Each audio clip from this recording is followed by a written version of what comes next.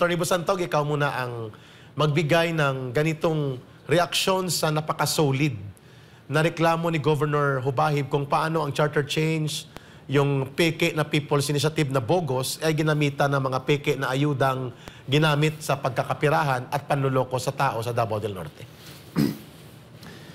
Ito yung katotohanan sa politika eh. You cannot put the truth behind a door forever, no? There will come a time when the truth will come out and you have to face it.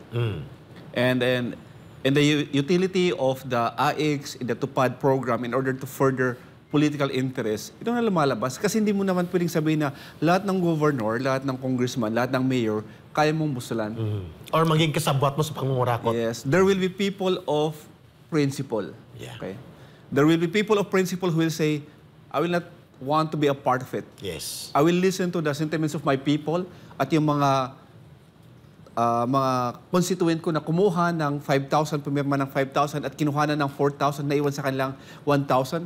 I will not allow that to happen in my watch. Yes. Because there will always be people of principle. So the more you put, I don't know, how do you call it, habang binubusalan mo ang yan, nag-aano ka lang ng gasolina. Yan ang katotohanan. Binubuhusan mo ng gasolina ang makatarungang pagkagalit nila. Yes. It's impossible na ilagay mo lahat ang mga tao sa bulsa mo because there will always be people of principle. Yes. That is the history of all nations. Tama. At the end of the day, these people of principle will rise. And you have to face it. And they will have to speak of the things that you did. Like for example, this one. So ano ang katapat nito sa batas? Kung ang mga amount na pinagkukuha mo, aabot yan ng 50 million and above, that is plunder. That is a non-billable offense. Dapat that kasuhan. is punishable by life imprisonment. Life imprisonment. So ibig sabihin, comes a time when they are no longer in power and the people in power will see to it na, sige, you have to face music or you have to face the music of justice. That will be your kamampan's. It's gonna be life imprisonment. Claro. Ma'am, please go back. You were saying something. I just want to also respond to what Attorney Marlon said, no. Yung hindi mo mababayaran lahat kasi ang nakikita ko dito ngayon na maliwanag, itong mga nakaupo ngayon, they're just leading in character. Kung ano yung buhay nila, kung ano yung ginawa nila buong buhay nila. No matter if they've been there in politics for 3 decades, 4 decades, kung ano sila ngayon, yun ang ginawa nila sa Pilipino. In other words, hindi sila marunong magsilbi. Tama. Ang alam lang nila, bayad ng bayad ng bayad, nakaw ng nakaw ng nakaw. Hindi sila, it's really, yung sinabi ni PRRD, wala kayong alam. Totoo yun. Kitang-kita natin. In fact, there were plenty of press conferences by this Bongbong Marcos where he made me cringe because of his ignorance. Ignorance. Kahit yan si Lagdameo, napaka-ignorante. Yung sinabi niya, remember during the disaster na yung kung hindi kayo humingi, hindi kayo bibigyan. Pag humingi kayo, bibigyan kayo. And then sinegundo siya naman itong si Marcos. Oo, kasi dapat talaga local government muna at hihingi kayo ng tulong sa national bago kami gagalaw. Imagine that? Talaga, seryoso ka? Diba? So it's gross incompetence. So anyway, can I just tell that story ha? There was an old man, kasi yung kinuwento ni Eric, we're not talking about a handful of people na ninakawan ng gobyernong ito.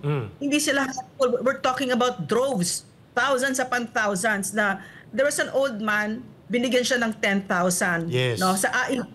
So nag-sign siya. Sinign niya, no? Tapos paglabas niya, kinukuha sa kanya 9,000. Tapos nagmamakaawa siya, wag naman, kasi gamot ko ito, para sa gamot ko ito. Correct. And then, hindi siya tinantanan. Kinuha pa din yung 9,000 niya. Tapos dahil doon, ang sama-sama ng loob niya, the man died. Alam mo, itong mga taong ito, wala talagang puso sa mahihirap itong mga tangay ng mga ito, mga baka ng mga ito.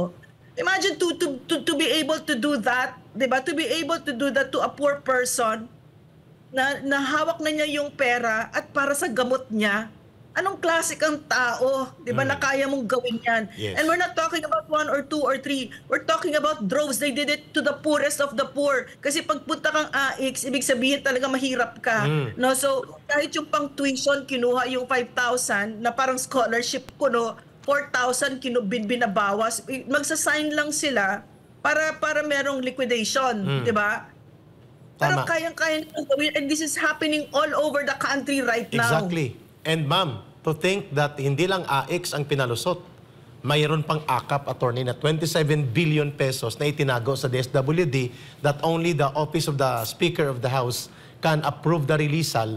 At ito'y ginamit din, cash assistance, dinoble na sa AX. Ayun nga sinasabi ni Ma'am Noreen, naging 10,000. AX, mayroon pang pangkalamity sa El Nino, dami.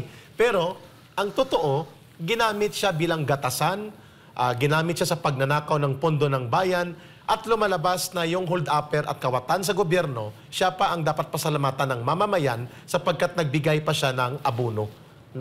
Dinakawan na siya ng 10,000, binigyan siya ng 1,000, dapat magpasalamat pang taong bayan. Ma'am Lorraine. Eric, nakalimutan mo, nanggaling din yung yung sa card ng Tingog. Oh, Tingog din. Ng Tingog. No, ni Yeda. Yung Yes. asawa ni Martin Romualdez. Correct. Mga magnanakaw. Ang asawa niya, attorney, ang committee chairperson ng House Committee on Accounts. Speaker si Martin Romualdez, sa kanilang dalawa, dumadaan ang approval ng mga pundong ito para ma-release. At may tinago pa na 147 billion pesos sa DPWH. Hindi alam ng mga sekretary ng departamento, nagmamaang-maangan ng presidente, pero alam natin kasabwat sila. Ito yung binulgar ni Governor Hubahib. Ito yung binulgar ni Congressman Pulong Duterte. Ito yung binulgar ni Mayor Baste. Ayan, ma'am. Ito yung binulgar ng mga tao sa Leyte. Similar stories ng mga paggamit ng ayuda. Binulgar din ito sa Mindoro kung paano ginamit sa mga mangyan ang ayuda na ito, pero ang napupunta sa kanila, wala pang 10%, 90% ninanakaw. Ayon sa reklamo, the way it was described by Governor Hubahib. And the true story na binanggit ni Ma'am Lorraine, nakakadurog ng puso yun, Atty. Busantog. Nagmamakaawa yung matanda. Mula doon sa, I think, sa bayan ng Santo Tomas, Davao del Norte, ito man nangyari. Dahil kasabwat Ang pati... layo doon, Eric. Ma'am? Eric, nagpunta ako dyan sa Santo Tomas. Yes.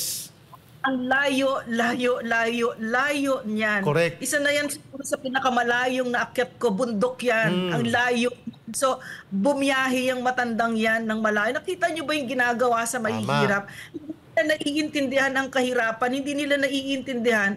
Pag dinakawan mo ang mahihirap, grabe, awang-awayan sa sarili nila. Talagang dinemoralize mo sila, talagang inapakan mo sila. So, puwera pa sa burden, the burden of poverty, you're asking them to bear the burden of your heartlessness, of your cruelty, of your greed, of your corruption. Yan ang that's what you're asking the poor to carry, the burden of your soullessness. Yan, Yes. yan ang pinapakarga nyo.